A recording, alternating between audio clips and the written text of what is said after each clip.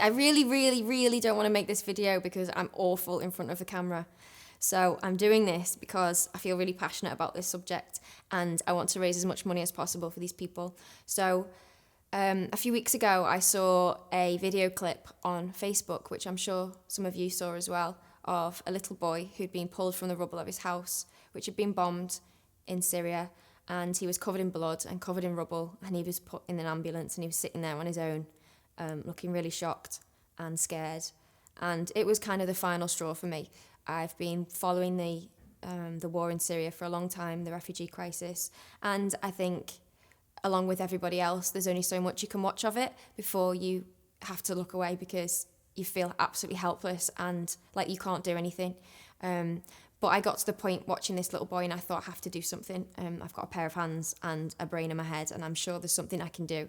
I don't have a lot of responsibilities. I'm quite lucky at my age. I don't have a mortgage. I don't have a child to look after, so I can just pick up and leave. So I asked my friends on Facebook if anybody knew of anyone who was working in refugee aid, and I was put in touch with a friend of a friend who lives in Spain, where I used to live, who's been out in Greece last year in Idamini camp, helping with the influx of refugees that were coming in by boat to Greece in an awful state. They were arriving on the island with absolutely nothing.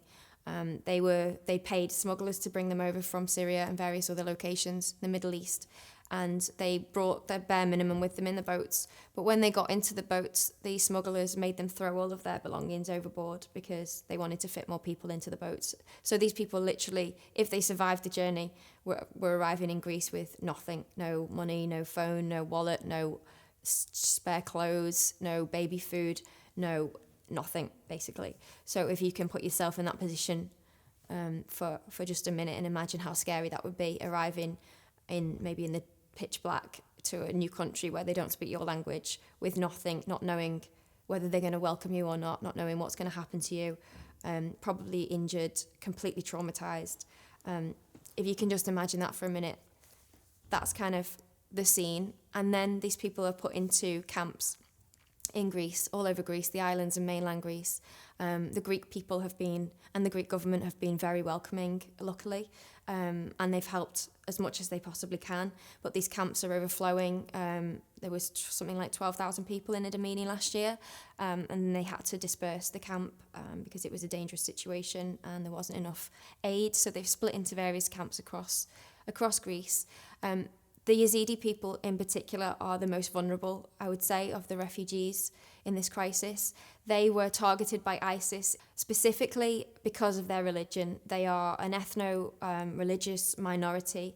They speak Kurdish, mainly Kurdish. They come mainly from Iraq, and they are a peaceful people. ISIS attacked them. They came and they took the men. They beheaded the men in front of the women and children. They took the women and they took the younger girls specifically to be taken to the ISIS stronghold, to be sold as sex slaves, basically. Some of the Yazidi women and children have blonde hair and blue eyes, which gets a higher price on the sex slave market. ISIS basically compare killing Yazidis or torturing Yazidis to killing, the same as the moral equivalent of killing a chicken. They have tortured these people with unimaginable horrors.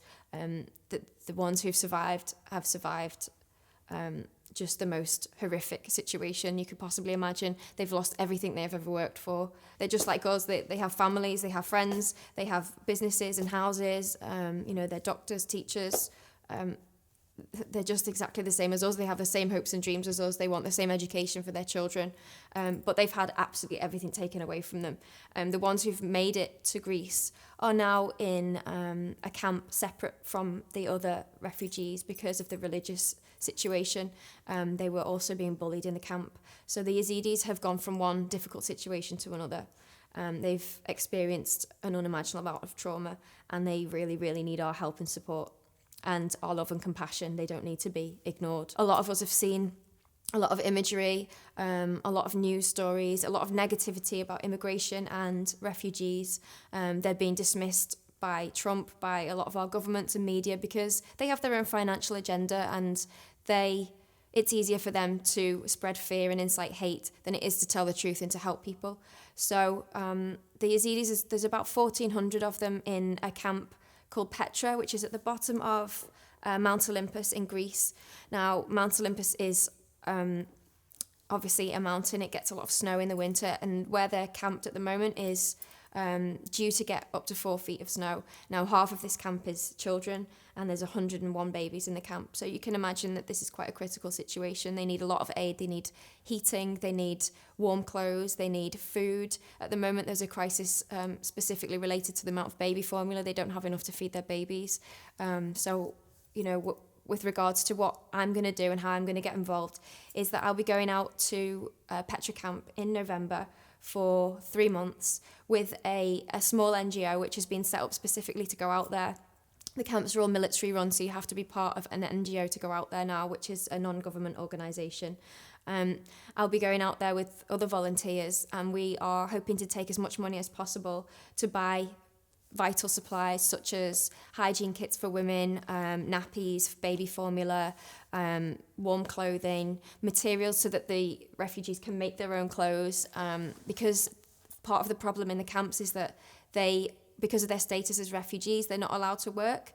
They're not allowed to earn money, even though they want to be a useful part of society. They just want to get on with their lives, but they can't work. So it's good for us to provide activities, to give some dignity and, you know, to increase morale in the camps while they're just sitting around waiting and thinking about what they've lost. And, you know, they don't know where they're going to go.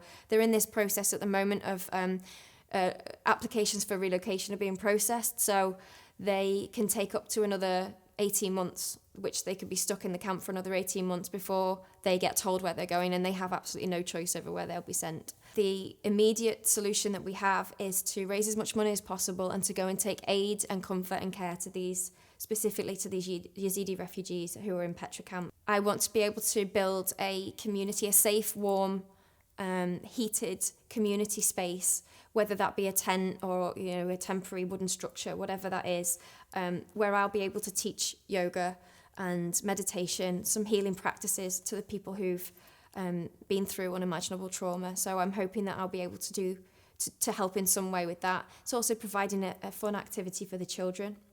The community space will also be a place where they can make clothes, so I would like to raise money to buy some sewing machines and materials for them to be able to make scarves, hats, whatever they need for the winter. What I'm looking for is for your support.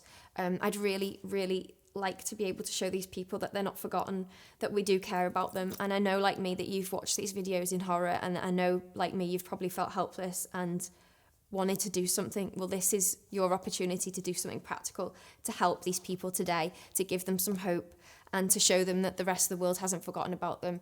And I will do absolutely everything I can with every single penny of your money to make sure that it goes exactly where it will be needed the most and where it will help people the most. All of the operating costs, 100% of the operating costs, like the accommodation for the volunteers and our food, is covered by existing donors. One of them being the Costa del Sol Church has funded quite a lot for the NGO, which is called Collective Calling. You can visit their website at collectivecalling.org if you want to know a little bit more about them and the work that they've already been doing. There's a nice video on there as well from Idamini Camp last year in Greece. And yeah, that's about it. And I just want to say a massive, massive, massive thank you to the people who've already taken the time to donate. There's been, you know, about 60 odd people who've donated so far, and the total at the moment is just under 2,000. We're on £1,910, which is an incredible figure in just under a week. I've got another 4 weeks to raise as much money as possible. I've set the target at 4,000, so I really hope we can meet that and maybe even beat it with your help. So thank you so much, and I appreciate your time.